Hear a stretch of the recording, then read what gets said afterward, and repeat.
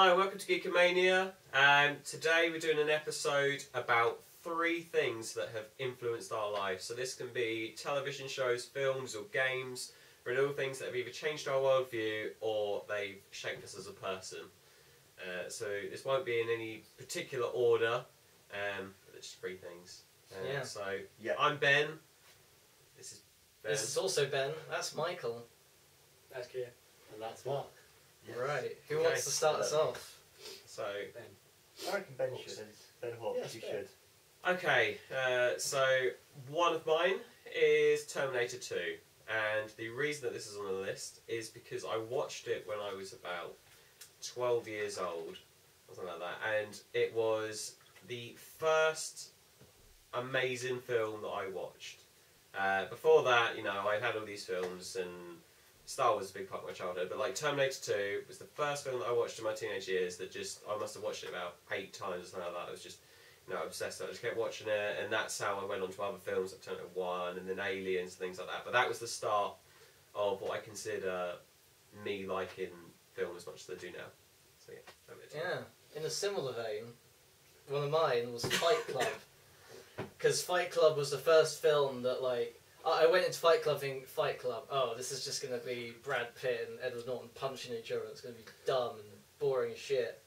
And then I watched it, and the shells fell from my eyes, and suddenly I'm like, whoa, film can mean things. It can actually be art, and it can, like, that was the first film that, like, I really thought, wow, that you can have action, and you can have, like, interesting thriller stuff, but you can also have a meaning, and, like, you know, actually have a message that resonates with you. And yeah, like that was basically the film that said, this is kind of what I want to do. I want to be able to do that. I want to be able to convey messages through Brad Pitt being a cool guy and Edward Norton being a not cool guy. But then maybe they're the same. Okay. Spoilers. This is a hard one, but like You haven't seen Fight Club. Like on every other GEEKAMANIA, I'm not that prepared, but I'm gonna pick the Harry Potter series. I'm not a huge fan, but it became like a tradition when the first one came out that every year a new Harry Potter film would come out. And it's nice knowing that you could wait for the next Harry Potter film, like, oh, what's gonna happen next? They're gonna find these Horcruxes, or they're gonna die from Voldemort. Did you not read the books? I didn't read the books, so It is weird because you know, our generation has kind of grown up alongside Harry. yeah, that's like our generation was with Harry Potter, and then when it ended. Yeah, and so I pretty much went through puberty when those guys were going through puberty, and like everyone in my class was just like, Emma Watson. It wasn't creepy because we were the same age at the time. It's fine. Yeah. It's not like our school formed a weird club called the Ewoks. Hermione was talking about the first film. So. The Emma Watson Appreciation Club. So, what's your favourite one then? What, my favourite character or favourite Harry Potter? Both. Favourite film. My favourite character is probably maybe Ron or Hermione, or maybe both. And, Bitch, it's Neville. And my favourite one is maybe The Prisoner of Azkaban. Prisoner of Azkaban is easily the best film. That was a great film. Sure, because wasn't the director a different Gary it was Oldman. the guy who did fucking Children of Men, wasn't it? And Gravity. Yeah. Yeah. I can't remember his name. name. Wasn't all that Harry Potter is basically almost done by this. It's a weird filmography. No, like the first ones were done by Christopher Columbus. Yeah, Did, and like, the third one was done by Gremlins someone and else. things. And Discovered America. Yeah. As we know. He's had a busy life. Yeah. He's been around a long time. Yes. He's still doing things. And he's still doing things, My first, or one of mine, is Captain America. It's no particular, I guess maybe his origin story. It was just, I'd read a lot of comic books up to that point and then seen the films, and when that film came out, it was the first time I actually read his, or known about his origin story. I just love that thing that he's got, that he says that he never runs away from a fight. He says, once you start running, you never stop. Yeah. And it's all about the guy who the only person who appreciates getting power is someone that has absolutely none. Which that whole message of it did resonate with me and made me think I should probably be more like that in my life. Captain America is basically the physical embodiment of the power of the human spirit. Like, that's pretty much what he is. And like the symbol as well of his weapon being an implement of defense is like he's not there to go out and murder people. He's there to protect America. Yeah. And freedom! And it was also really invented at the time as well during World War II, so that helps the weird thing about soldiers as well, the weird that sort of thing about Captain America in World War II was like he was the kind of guy who's like, hey kids, make sure you're in your bomb shelters and wearing your gas masks. Whereas Tony Stark at the time, Iron Man, was the guy going, fuck Nazis, laser beams! Pretty much that's how the comics were back then. Like, everyone thinks it's like, oh, Captain America's fighting the Nazis. No, in World War II era Marvel, that's not the case. Tony Stark was the guy blowing the Nazis. Superman did kill Nazis, because Superman's a dick. I didn't realise he was around since then. Yeah, Iron Man's been around for fucking ages. Jesus. He's a really old school guy. Just only come into the eye recently. Go. Oh, my first one would probably be the Super Mario Duck Hunt cartridge on the old NES. Ah, okay. Reason for that is basically that was the way that got me into gaming, and it was the first game I ever played. Like, there's stories of me having asthma attacks and still carry on playing different games as well, and playing just Duck Hunt. And Duck Hunt was one of the first games that made me pissed off because of the stupid dog. So basically shaped me into the game that I am today. Without Mario, I don't think I've been the gamer that I am now, who has PlayStation 3s, who has all the most up-to-date consoles. So yeah. Ben, your next choice? Okay, my number 2, I'm gonna... Number 2. Not number 2, there's no number 2, it's just No. second. Good choice. Yes, my number 2 is going to be Mass Effect 2. Oh, okay. Ooh, good game. And that is because it's not my favourite game of all time, well it's up there, but it changed what I wanted from video games. So before that, I was just playing video games, and I was happy, and all that. Then Mass Effect came out, and I cared about the characters in it, and that final mission just blew me away. The fact that like you can loot, they can die, and they're dead forever at the end of this mission, and it's all up to your own choices and stuff like that. And I was like, I actually care about if these characters live or die, and I actually have control over something. And then from then on, like I've just kind of sought out story-driven games because it's just redefined what I thought a game could do. So things like Heavy Rain and Walking Dead and things have just become like what I want from video games now. Fucking Wolf Among Us. And we played that. So good. It's very good. Yeah. Right. Not really a very natural segue, but my number 2 is a fairly recent show that's from a very old franchise called My Little Pony: Friendship is Magic. And by no means am I saying this is the best show. No, I'm not saying that. The reason this show is so important to me because it defined a policy of mine that I've tried to keep for a while, which is I try not to judge things before I have experienced them myself. And that show cemented this for me, because like, I saw this show blowing up on the internet and I was like, what the fuck is happening here? This is fucking dumb. You're all dumb. You're all idiots. Go fuck yourself. I'm going to watch an episode out of curiosity. Oh shit, why am I watching 10 episodes in a row? And like, it's good. It's surprisingly well written. Like, it cemented for me that like, it doesn't matter what you're writing about. As long as the characters and the writing is good, you can get engaged. You can get really heavily into it. Like, I've started watching a freaking anime recently based on this policy called Free, which is about a four-man team of swimmers, and it's just about their adventures in a swimming club, and it's just like, this sounds like the most boring, uninteresting anime shit that's just aimed at girls because look, they have big old anime biceps and abs. And it's like, ooh, they're so kawaii, I wish I could be their boyfriend. But no, it's seriously good because the writing and the characters are engaging, and the situations, while really simple, it's like, oh no, will they win this relay race? It's engaging because you care about the characters and you care about what they're doing because they're likable. So My Little Pony taught me that lesson, and it means I get interested in more stuff, so it introduced me to a lot more. It's helped me. No. Michael. Twilight. Came out nowhere, didn't it? Yeah. I kind of like... So, how did Twilight influence you, Michael? Well, I can relate a lot to Bella because You're both very quiet. Yeah. My Twilight just comes with amazing Attracted by incredibly pale, tall, mysterious guys who sparkle in the light. and they like heroin. They gonna love heroin, especially in teenage girl form. Can't get enough of that teenage girl heroin. So, I'm not prepared for my second answer either. You can always pass the key. You had ages. Yeah. Maybe I think maybe Wolverine from the X-Men, because he's got I could say message, but no one else can relate to it. He's immortal and nothing can kill him, and he's like, Yeah. We've all been there. Fiction teaching us from day one, immortality fucking sucks. Yeah. Yeah, so it's just cool how he can't really die, and he's just like, like killing everything. Yeah, he's just animal bestial rage. Yeah. And also the fact that although he's lived for all these years, he can't remember any of them. Nope. Just adds that Except when he does. He's always Exactly. Yeah. Later on he does. He's depressed about his life as well.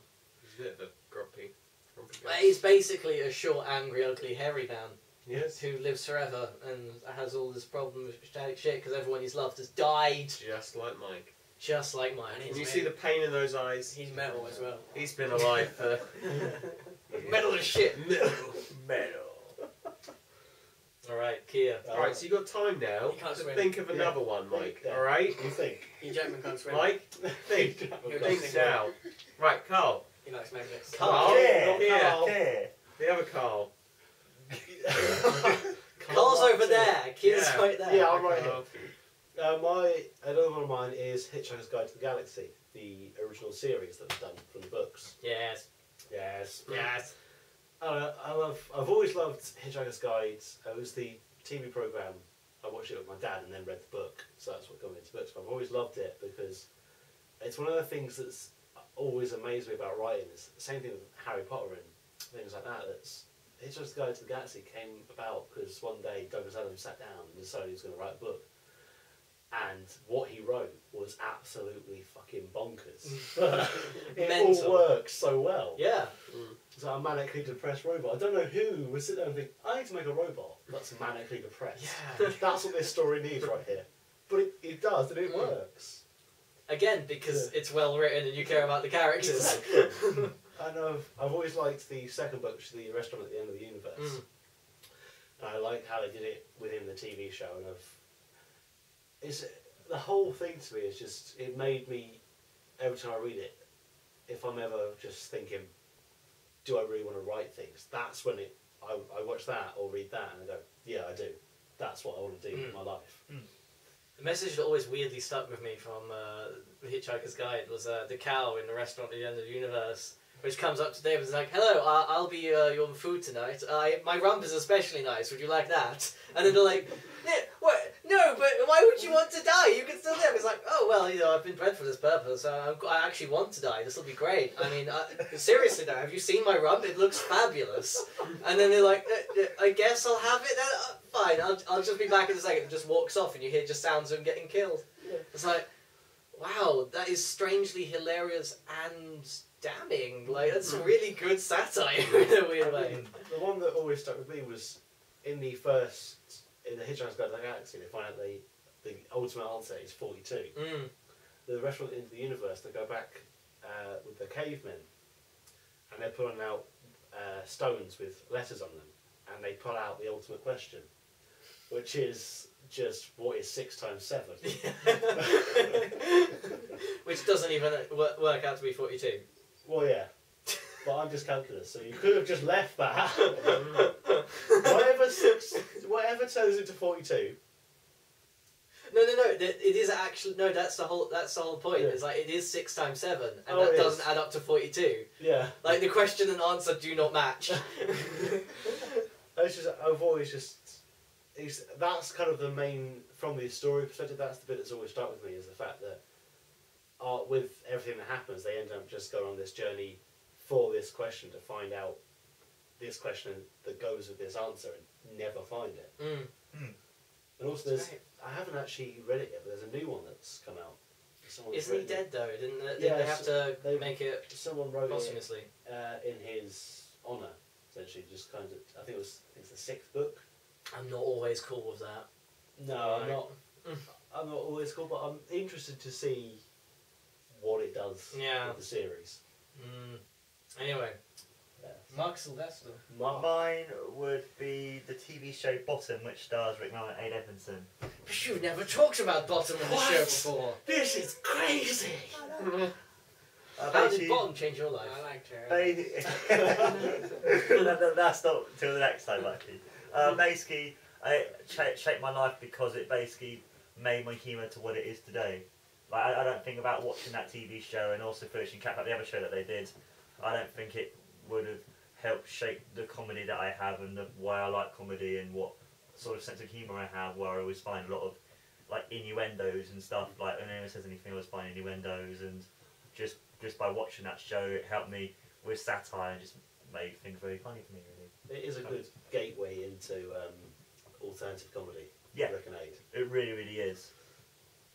And it kind of made me think watching that, I don't want to become people like that, but it's funny enough that, you know, you can appreciate the tone of comedy. Well, I don't and want what to they've become a done for it. magical unicorn, but I You learned don't stuff. lie from about it. Yeah. You've always wanted to be a magical unicorn.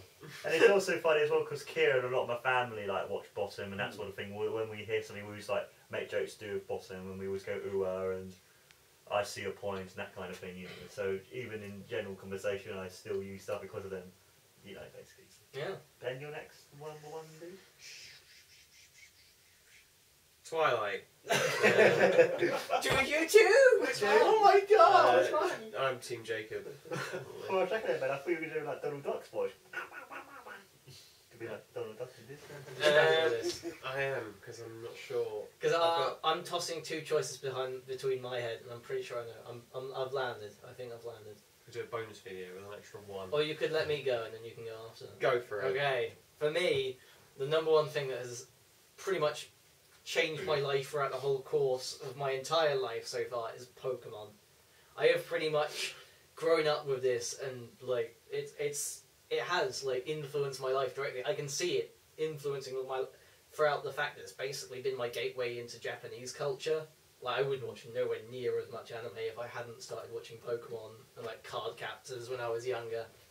And like even just the games, like the style of the games themselves have really heavily influenced me. Like how it's minimalistic storytelling. Like there's hardly anything they tell you. Like it's basically Professor Oak goes, "Hey, you're a kid, you're 10 now, have a Pokemon, go, world, look at it." And like, okay, let's go, Squirtle. Oh, what the fuck is going on? Why are everyone's attacking me?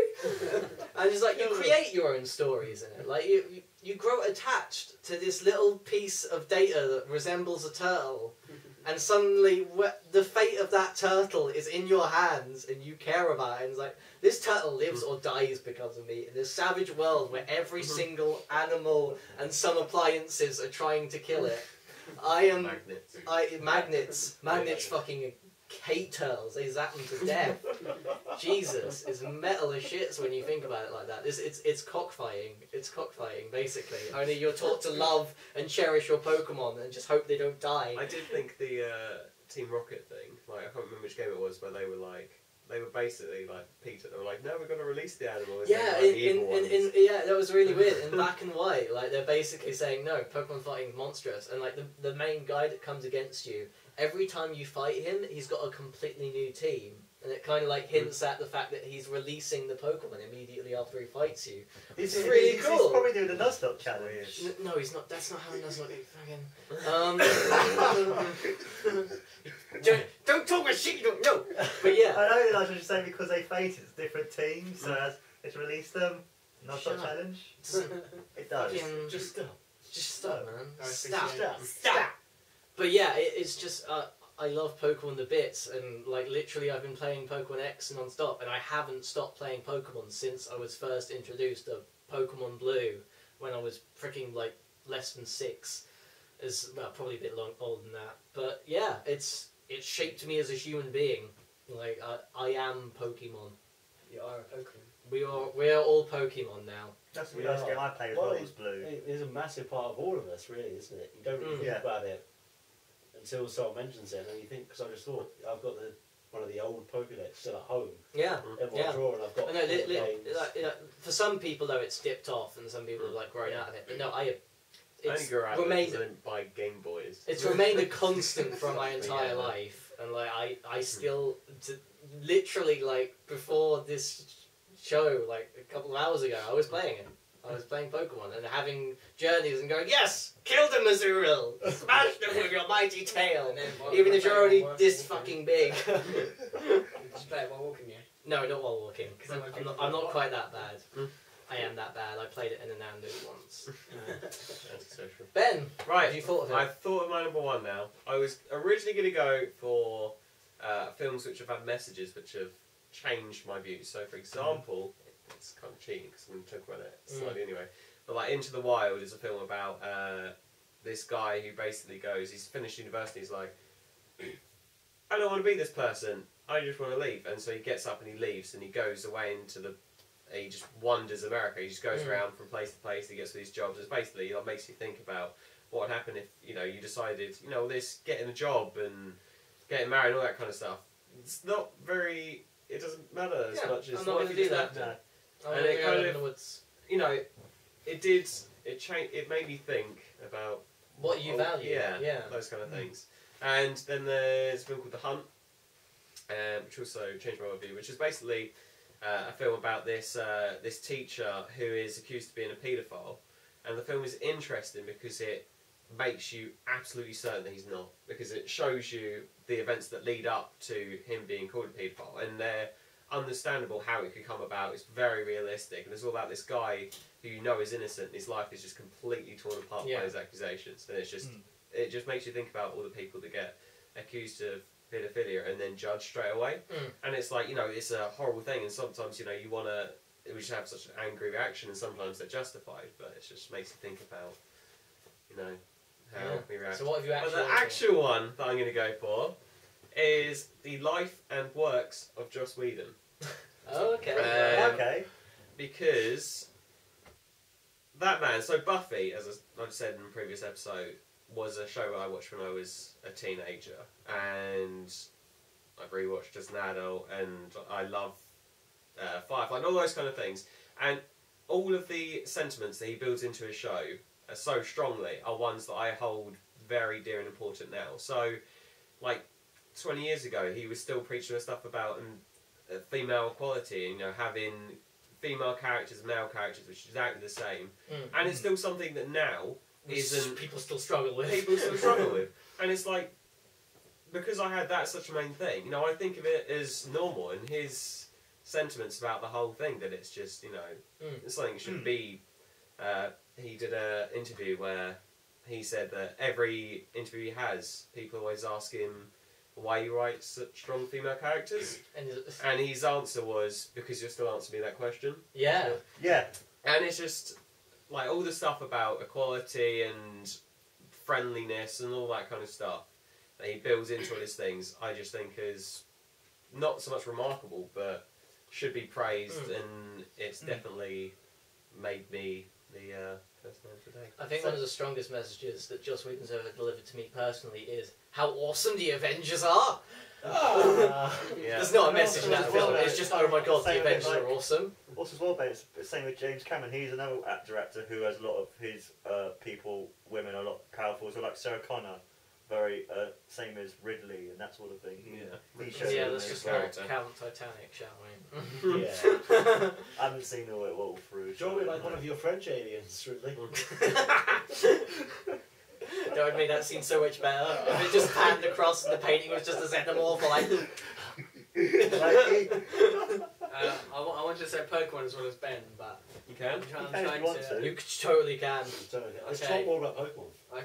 I agree with Ben, because I've been playing Pokemon since I was young as well, and I went as far as buying, like, you know, blue, red and yellow, they're all the same one, but I went out about to get all of them anyway, just to have them all. And see, my logical mind wouldn't do that. I'm like, I have this game already. You're not conning me, Nintendo.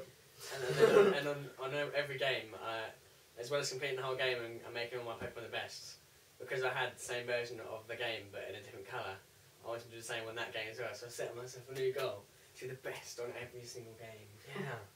That's all you want it to be, to be the the very best. Like, no one ever is. But I had all my Pokemon level 100, I had everything on there. I was the master. My future was set. I was going to be a millionaire. So how did that sculpt you? Yeah. Because, and now he's a millionaire. That's how it sculpts him. I had everything I wanted and achieved my life's purpose. And Okay. my life was already set for me, and I had nowhere to. And so now your life is like meaningless and empty now that you don't have No, I don't have that. 'Cause Michael actually hanged himself before this episode to see a ghost. R.I.P. Michael Blake. Because Rest in Pikachu peace. did Rest in die. peace. R.I.P. to the Pokemon I used to see. Carl 2. Go. Cartoon. Kia! My one is Doctor Who. Yeah! Yes, You that don't is answer the thing. It's kind of the whole span of it, classic and new. Because there's a lot of reasons why I love it. I mean, I got into it because of watching it with my dad, and my dad loves it so much, and it's basically it's been going as long as he's been alive, so probably a bit longer, I should say. But yeah, and there's a lot of messages in it in different episodes, but the main one that I kind of took away from it, as well as the fact that it is something that can bring you all together, you all sit down and watch it. The main thing with it, for me, that I took away was that you can choose your family. Do you know, and that's something that I do believe, that family is a privilege and not a right, and that you can choose your family more than people think. And just the idea of someone that running away from their home and everything they've ever known, just taking one little box. Yeah, it's a great message of personal freedom, in Yeah. a way, yeah. It's just like, you know, you don't have to rely on everyone else. You can just forge your own path and find your own people, and they will slowly become family with them, and just forge out into a universe that doesn't care, or sometimes does, and just find adventure and beauty in this hopeless void. And also the idea of the whole series, the fact that it's been going now for 50 years, and it was originally meant to be 13 episodes. Yeah. There's a bit of filler on Saturday night. And yeah, everyone loved it so much. It's now 50 years on and we're still watching it. Yeah, well, that's classic BBC production design. It's like, yeah, sure, you can make this, but you only get 6 episodes. It's like, oh, but it's done really well. Okay, you can have one more. That's it. Apart from these 12. It's 12 But now. and your budget Yeah, is halved. Yeah. Massive. Yeah, it's fucking amazing. English How the television. hell of Doctor Who doesn't gets away with stuff that normal British television couldn't get away with, and that speaks to how high quality it is. And also the fact that the regeneration came about because they wanted to carry on the show. Yeah. Hartnell couldn't. Really freaking clever production move that's incredibly well written. That's the best thing about sci-fi, is that you can make stuff up as you go along, particularly things like Doctor Who. It's based so fantastically. As long as you explain it to a decent degree that Yeah. people are like, yeah, okay, that makes It sense. makes more sense. Like, if they say you can regenerate, but Yeah. you can only regenerate 12 times, so there's only Yeah. 13 versions of him. Everyone goes, all right, okay. Yeah, it's like It's Mass not. Effect did a pretty good job of that. Like, it's like, oh, but how does this work? Oh, it's a concentrated Mass Effect field. Like, oh, okay, that makes sense. How do we communicate in the same language? Well, we have micro Mass Effect fields. Oh, okay, that makes sense. How come there's a ghost kid? Reapers? Bullshit! Where's the Mass Effect fields? Pretty much everything in Mass Effect is done in Mass Effect fields, but then all of a sudden they just kind of throw everything away. It's like, oh, there's no reason. That's just how the Citadel works. But explain it. Even if the explanation is just Mass Effect fields, a lot of people will accept it. But the fact they didn't explain it was just bad sci-fi. Doctor Who is good sci-fi because they explain shit, and they know when to not explain shit, because sometimes it's okay. Sometimes it's okay to just have an alien there, and that's just what the alien's doing. And you're like, okay, it's an alien. We don't know. That's and then fine. There was like 4 series later, they go, oh, that alien from 4 series ago. Yeah. Actually, it's the Doctor, or something Yeah. ridiculous Well, like actually, that. Mass Effect feels. Oh! And also, the thing I love is, like, particularly the Cybermen. It's like they're the fact that they keep changing their look so to get better budget, better production value.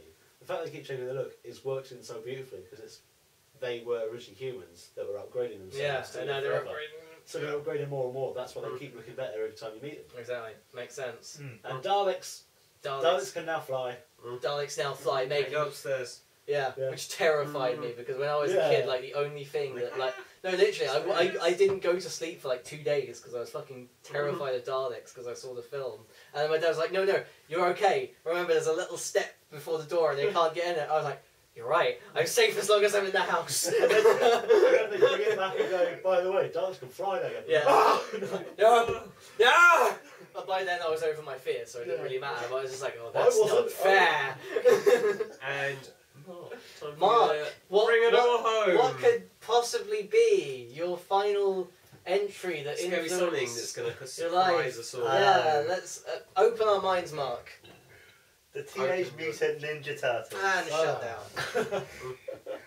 Obvious reasons, you know, it's the show that's basically shaped my life. It's the show that I first got really into. The fact as well, I like the fact that each of the characters is so distinctive to each other, they're not always the same person, and the fact that it's been going on for nearly 30 years now just speaks volumes just how good and, you know, successful the show is. And We couldn't have Mark without Turtles. Yeah, I couldn't. Specifically of the Teenage Mutant Ninja variety. yes. Not just normal Turtles. it is. Out of all of the things we've named, I think that Teenage Mutant Ninja Turtles have had as the most. I think they've probably had the most influence in this room, yeah. Yeah. Like, Yeah. like even if we combined like our Joss Whedon love, it probably just wouldn't match. It just couldn't. It just- like how No, can not you at all. We couldn't. How can you fight the turtles? how can you kill Turtle. turtles? They've got shells, they just go in them. How do I stop it? Shredder can't kill them. No, It's a cartoon show, So don't Mark, do it. why are they green? Questions like this shall be answered right now. Mass Effect feels. Yes. That's why they agree. Yes. And on that note, we're going to end the episode. Yeah. Yeah. Thank you all for watching. That was stuff. Guess what? That's Ben. That's Ben. Did it wrong. You're supposed to introduce not me. That's not me. That'll do. This isn't me. This is that's Mikey. That's Kier. And that is other Ben there. Again, because I'm the most important one. He's been like, You're not, but that's other Ben. yes, and that's Bye. Kieran. Bye, guys. See you Bye. later. Bye. Bye. See you next time. Bye.